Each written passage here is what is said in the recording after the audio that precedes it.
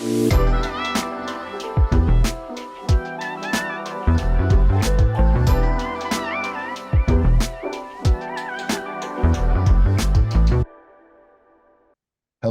and welcome. My name is Jordan Kelly. I am the content director and event programmer over at Brand Storytelling, and I am super duper thrilled to be talking to the team behind the podcast Vinfamous from Wine Enthusiast. Lots to ask and lots to discuss. I really enjoyed listening to this. This is our first year at the festival, integrating podcasts into the program, and I was so happy to see this one come across my desk and be able to listen to it. It was a lot of fun. So lots to ask, but before we do that, I want to give the team an opportunity to introduce themselves. So please go ahead. First on my left is Rachel, so we'll start with you. Hello, I am the CEO of Pod People, and we are a content and marketing studio that makes award-winning podcasts and social creative. And I will throw it over to my colleague, Danielle. Awesome. Thank you. My name is Danielle Roth, and I am a senior producer here at Pod People. And I am Dara Kapoor. I'm the VP of content at Wine Enthusiast, which is both e-commerce and a media company. Awesome. Thank you so much for all of you being here. I really appreciate it. Now, right away, I kind of want to jump in. Our event is called Brand Storytelling, so maybe we can break down our conversation into those two buckets and see where they lead. So let's kind of start with the meeting of both, which is maybe you can tell me a story about how you all collectively arrived at the pre-production point of this. You know, where's the inciting spark, the inciting idea, who brought what to who, and how did you all wind up linking up with each other? Sure. I guess I can kick that off. I'm the one who reached out to Pod People. I used to work at Dotdash Meredith before I came to Wine Enthusiast, and Pod People was a production partner at that company. And so they came highly recommended to me to my colleagues over there. And so that is how I made the connection, and I'm so lucky that I did. I can say where the idea came about is quick backstory. I came to the brand in 2021 as the VP of content, and we had already had a podcast, our main We podcast, we call it. It launched in 2016. It's a Q&A format. Editors speak to industry insiders and experts. It's very much insider baseball. And that was already doing really well. And I came into the brand at a time where we had the opportunity to invest in audio. And so that's when I reached out to former colleagues of mine and said, I have this investment and I want to do right by it. And, you know, we don't have the infrastructure on our team. We're very small. Our editors host our podcast. We don't have the infrastructure to do the type of podcast I want to do. And Pod People was recommended. So I had reached out to Pod People and met with Ann Fuss. And I don't know if I'm pronouncing Fuss right. I just am taking a guess here, but Ann, I know her as. And I told her what I had in mind, and she convinced me that they were the right partner to go with, and we went from there. Fantastic. Clearly a really good choice. The aesthetic and the feel feels really representative of the brand in a way that almost transcends my understanding of why, which leads me to a question that I wanted to direct to Danielle. When it comes to partnering with a brand and knowing that you need to create a sort of sound, an oral aesthetic, if you will, for that brand, how do you go about that process? What does it look like interfacing with the brand itself and then figuring out what the shape and sound of a podcast is going to be like? Yeah, that's a great question. Yeah, I mean, and making a podcast, it is such a collaboration. And I think that this podcast, it was such a successful collaboration. Like our weekly syncs, like Dara, like it was just like so many laughs and just like so many like ideas bouncing off of each other. So just having great collaborators, I think, is part of that, you know, creating the sort of oral identity. But with this show in particular, we did our Pod People's 3-part development workshop, where we brainstormed, we concepted, the podcast, and then we created a show identity. And really that, we got into kind of like, the why do you want to make this podcast? Who do you want to be talking to? How do you want the listener to feel after they listen to this episode or these series of episodes? Kind of, as a limited series, like what sort of stories do we want to include so it feels like a really well fleshed out arc of a limited series, and what sort of host do we want to have, all of those great questions were answered in that development period. So then when we got into the production, we were able to just like hit the ground running, and reach out to these like incredible guests, some of whom came from like the Wine Enthusiast, like people that Wine Enthusiast was connected to. Others were just, were kind of connected to these stories that we wanted to tell. But yeah, I think that it comes back to, great collaboration and just that really thoughtful development process. That's a really interesting process that you have, and just as a listener, you can really feel the cohesion there. It feels like a really strong, familiar product that, something that we champion at Brand Storytelling is that idea that the storytelling really shines, and that there's really an opportunity for people to engage, be entertained, and informed. I learned a lot. I learned things I didn't know.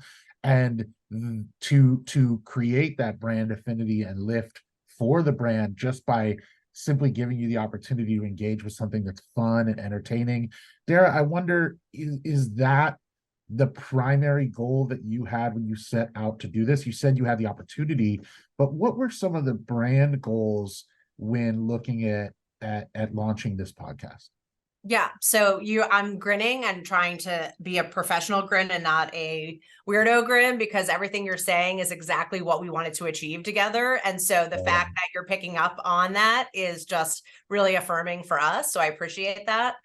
Our goals were, we had this investment.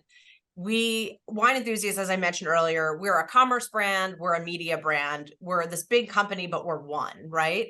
And so we have a lot of people at different interest level and taste. So for example, our magazine is reaching the more upscale wine insider customer, as we're somebody who is Googling, what is the aging process for red wine? What's a good cellar select? That's somebody who comes to us from digital. They're more of a basics understanding. And then on the commerce side, as you can imagine, we have people who are spending tens of thousands of dollars on wine storage, or, $100 on glassware. So my thinking was, how do we reach the most amount of people in our orbit?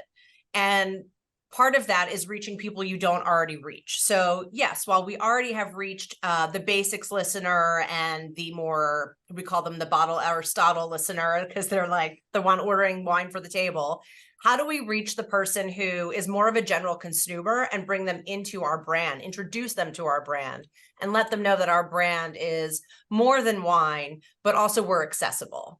Sometimes in the wine space, you can get confused when you have ratings and reviews, which we do.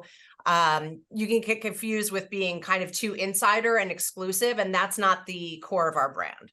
So I looked at it as a listener, and obviously I was trained as an editor, so I'm always thinking about how do you get someone's attention through good storytelling. There were 3 types of podcasts as a listener that I thought are compelling. And one is news, which relies on a team of reporters and having the ability to possibly be first on something. Then there is comedy, which is really host driven. It's completely reliant on that personality and whether that audience vibes with that personality.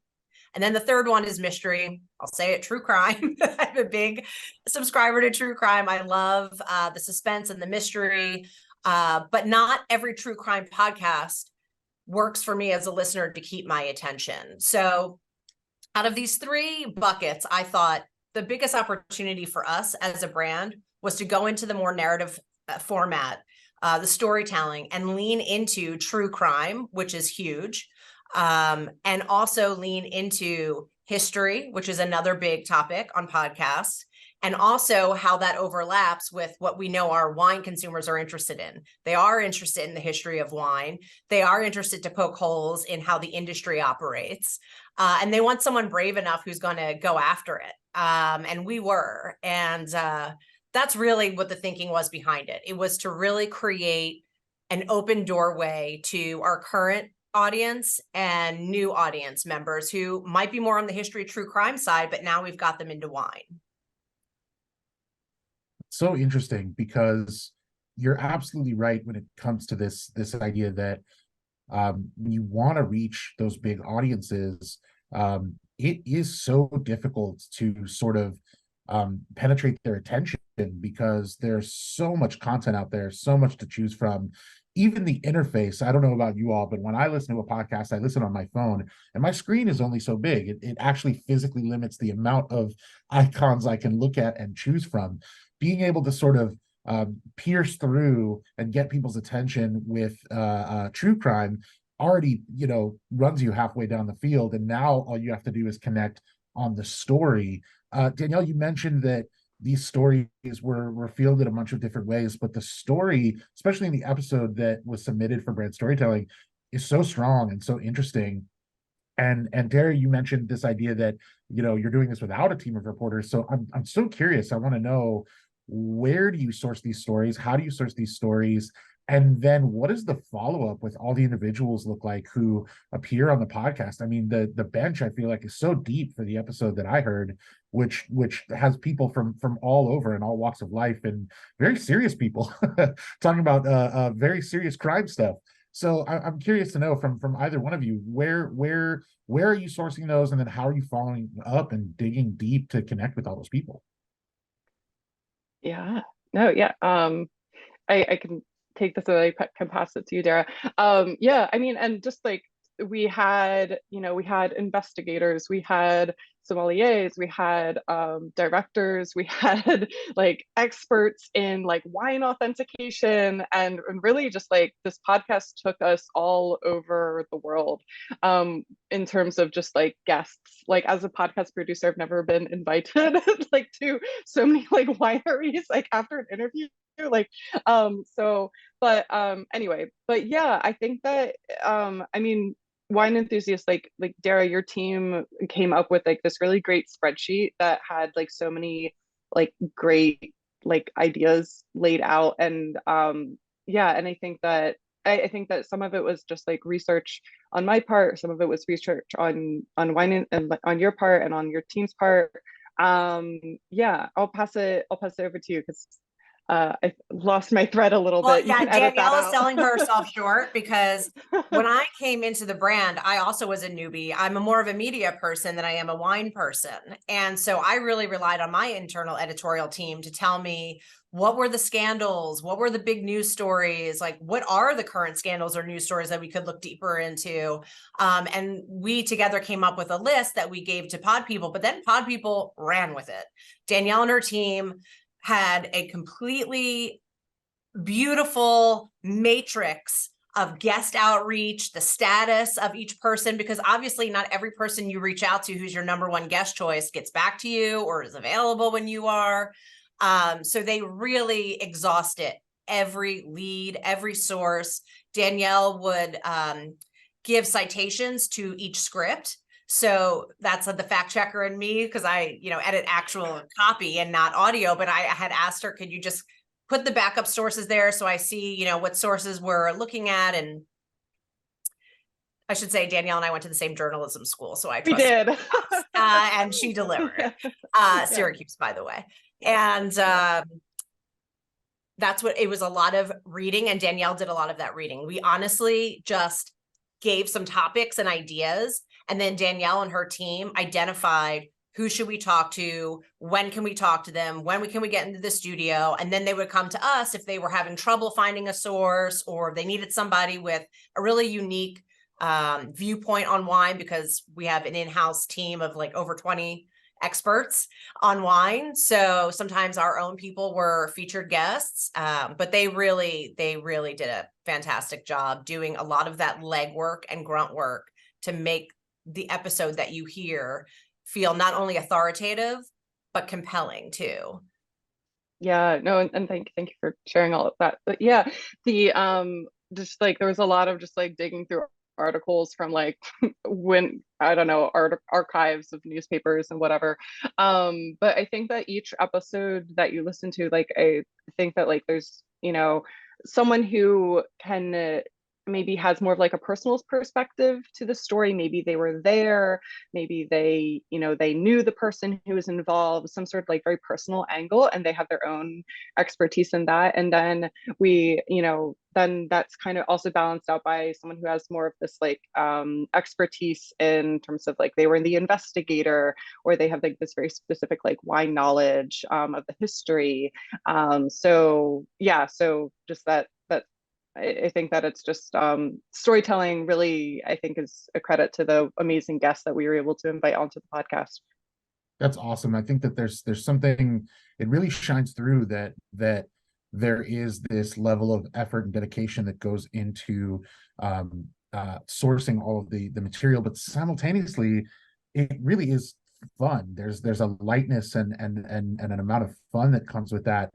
And it's so fascinating to know that there really is all this legwork that goes into it, and you can definitely feel that balance. I wanted to ask, in terms of the actual production, for those that are in this space, because at Brand Storytelling, we definitely do have an audience comprised of brand storytellers and their partners. Lots of those folks are working in video, but so many of them want to work in this medium, in this format. I'm wondering if you can speak to what that production process looks like with some of those sources, with some of those guests. Where do they where and how do they communicate their opinions and positions? How are they recorded? Where does the assemblage happen? I'm really curious to know some of the actual nitty-gritties of the production, in the sense that we'd like to clarify some of those things for people who really wonder how this stuff comes together. Yeah, a great question. I love getting into the nitty-gritty of all the technical stuff. So all of these recordings were done remotely through a program that we love called Riverside. So when Riverside is great because if you have an external microphone, this podcast did not have video, but if you have an external, webcam, like it locally captures all of that material. And so, we did our best to make sure that guests were recording in really quiet environments. We have just a phenomenal team of editors and sound designers as well. So, if there is like a little bit of something on the track, our editors are able to like clean it up and make it sound super pristine. Especially, I think that in any podcast, audio quality is key, but especially in a narrative story, in storytelling that can feel super personal, having the ability of just like super clean, clear sound, just like pumped directly into the listener's, AirPods or headphones, is just like super, super important. So I think always start with just like great sound, and you can't really go wrong from there. That's awesome, and that really shines through. Everything from the recordings themselves to the sound design to the beats in and out for ads, it all just feels so top quality and so on par with what anybody else might be listening to that's coming through their podcast feeds. So this episode that I listened to came out in May. Dara, I wanted to know, from your standpoint, obviously you had some goals as a brand when you put this out. I was curious to know how you felt about the way it was received by audiences, the way you saw it go around. What were your thoughts and feelings from the brand perspective on its performance? Did you get everything out of the experience that you were hoping for? Yeah. Well, I have to say the whole creative process and working with pod people, I would tell them every week, this is my favorite part of my job. And it's like some of the part that I have the least amount of time to give. Like, I wish I could just do this all day and make podcasts with pod people. We had so much fun. So the creative process of it that helps, that it's fun.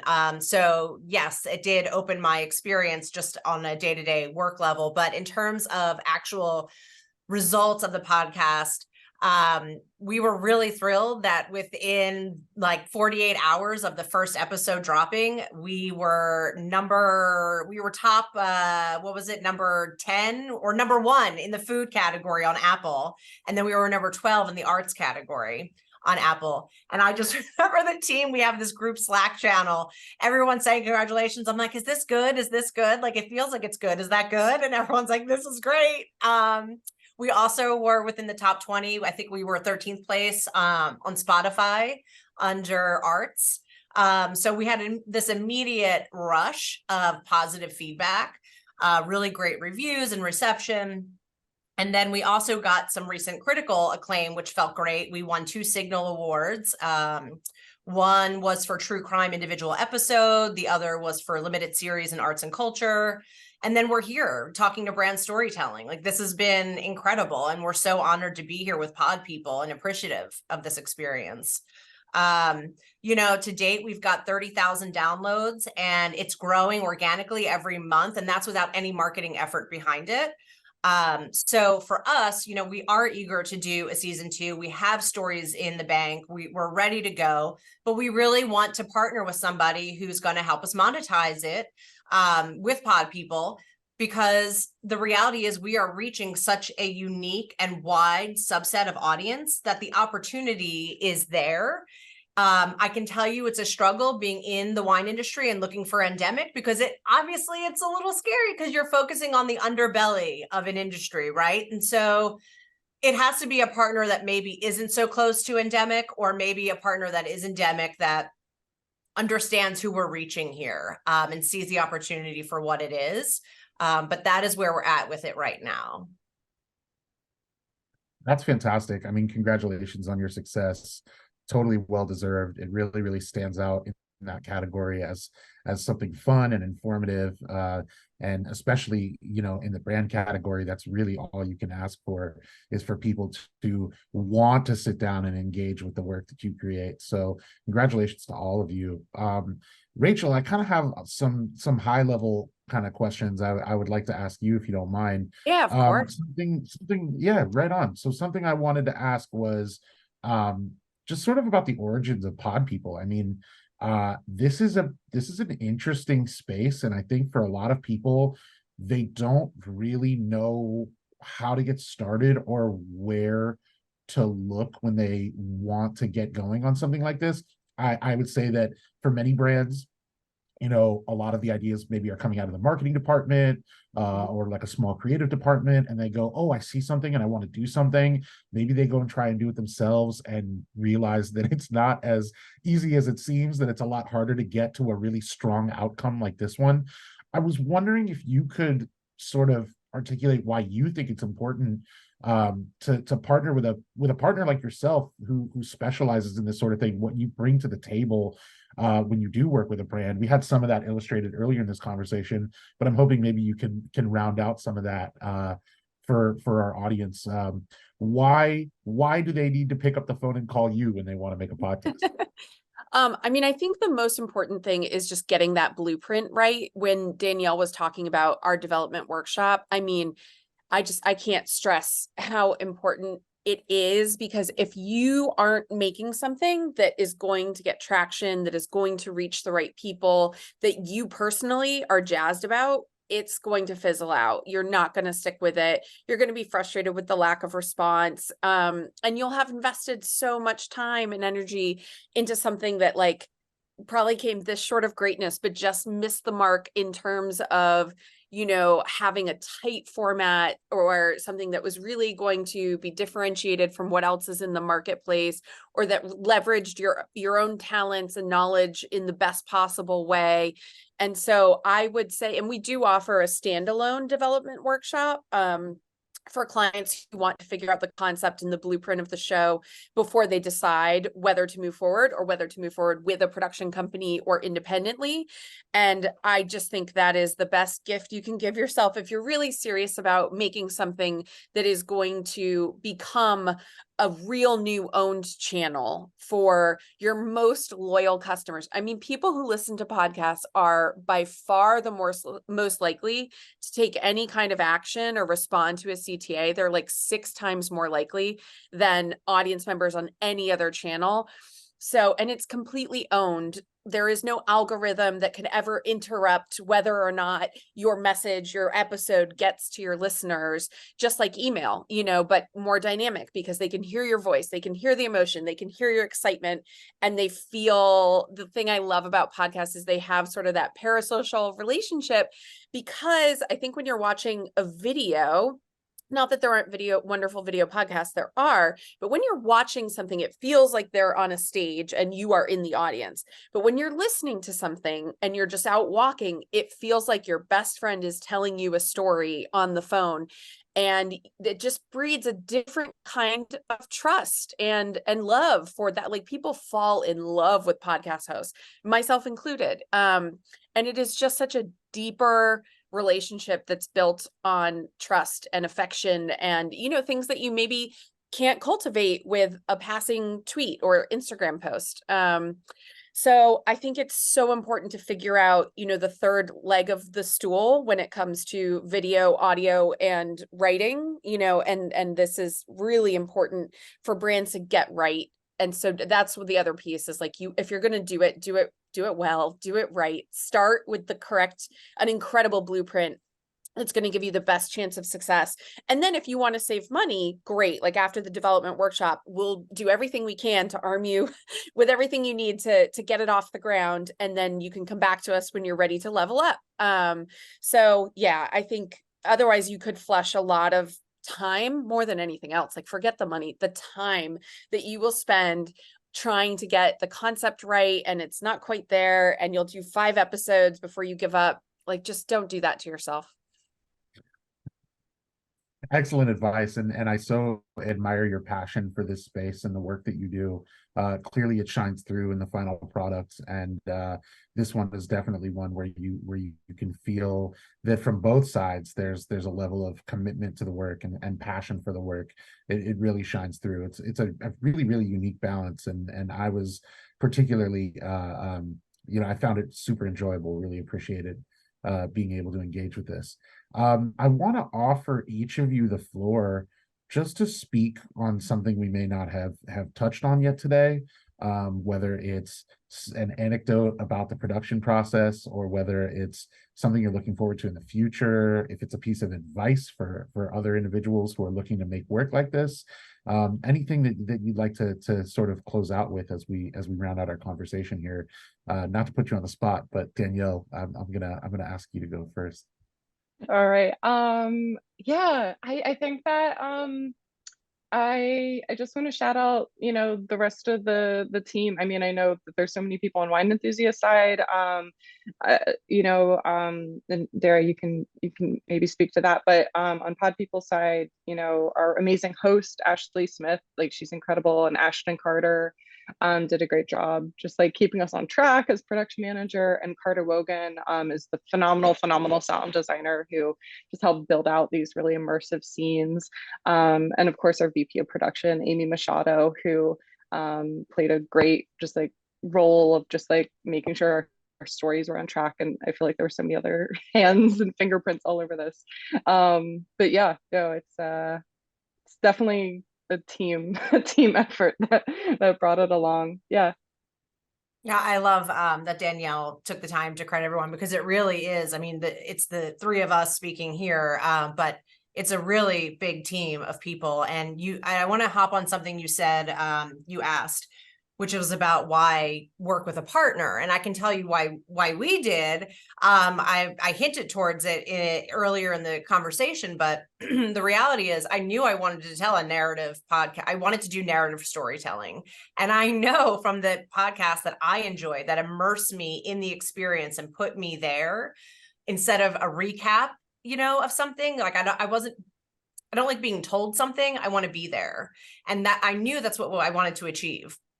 I don't have a sound studio here. I don't have the sound effects. I don't have the access. Like, we never would have been able to get this off the ground within months without a partner who had these resources built in.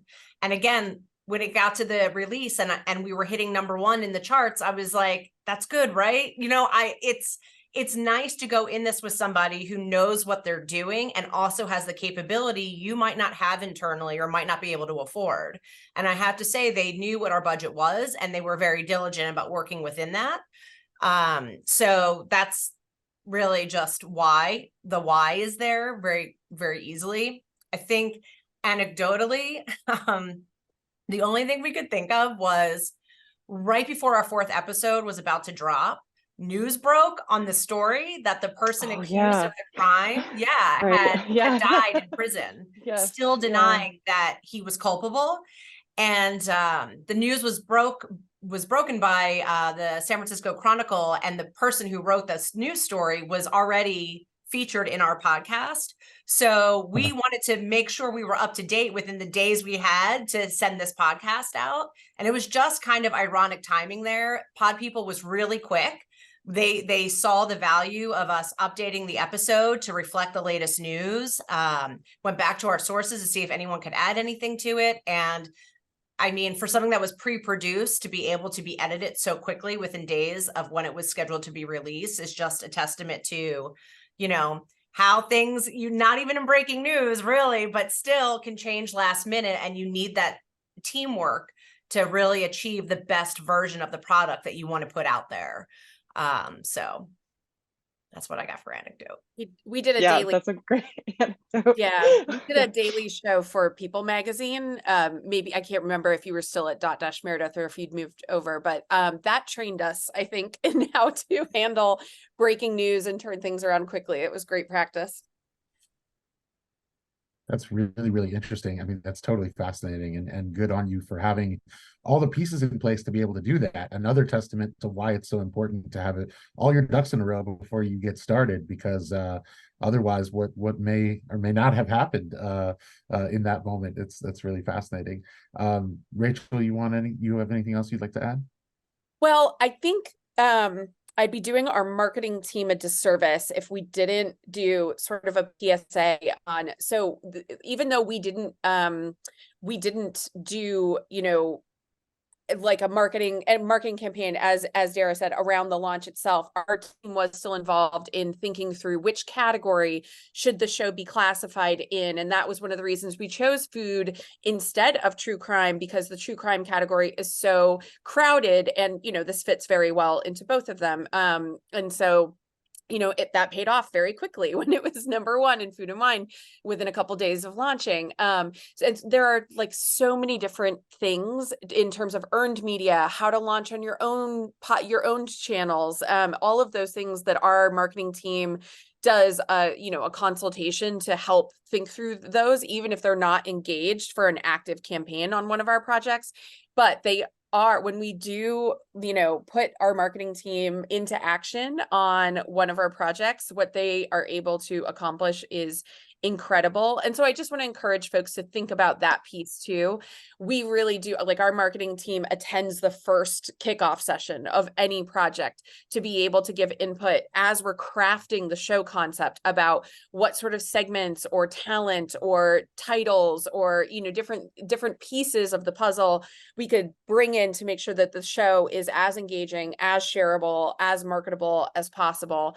So that's just one thing I would caution, not even caution, but make sure if you are thinking about a podcast that you are thinking about marketing from day one, because that is just as important. I mean, who cares if you make something really incredible and then nobody hears it? That's such a bummer. So sound advice coming from a tested and truly awesome podcast. For those of you who haven't had the opportunity to go listen to Vinfamous, please do. And to Rachel, Dara, and Danielle, thank you so much for joining me today. I really appreciate having this conversation with you. Again, I'm a fan. You know, really looking forward to a season 2 if and when there's a season 2. And thanks again just for being here and taking the opportunity to help our audience understand what goes into making something as solid, fun, and informative as this. Thank you so much. Thank you. Yeah, thank you. This was awesome. A lot of fun.